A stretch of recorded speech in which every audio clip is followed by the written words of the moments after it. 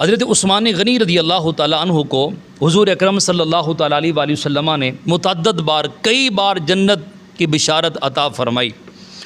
اس کے باوجود خوف خدا کا عالم یہ تھا، جب بھی کبھی کسی قبر کے پاس سے گزرتے اس قدر روتے کہ آپ کی داڑھی مبارک آنسوؤں سے بھیگ جاتی۔ کسی نے پوچھا تو آپ نے فرمایا، میرے آقا کریم صلی اللہ تعالیٰ علیہ وسلم نے ارشاد فرمایا، قبر آخری منازل میں سے پہلی منزل ہے، اگر اس کے اندر آسانی ہوگی تو پھر آگے ہی آسانی ہے، اور اگر اس کے اندر دشواری ہوئی تو پھر آگے دشواریاں بڑھتی جائیں گی۔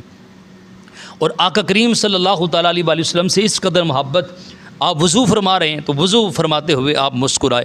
آپ نے فرمایا، میں نے اپنے آقا کریم صلی اللہ تعالیٰ علیہ وآلہ وسلم کو اسی طرح مسکراتے دیکھا، میں نے تو اپنے آقا کی سنت کو ادا کیا۔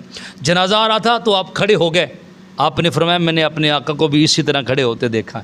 اس قدر محبت تھی، سادگی میں ساری زندگی گزاری، اور سادگی کا عالم یہ تھا کہ 20 غلام ہونے کے باوجود اپنے کام خود کیا کرتے تھے۔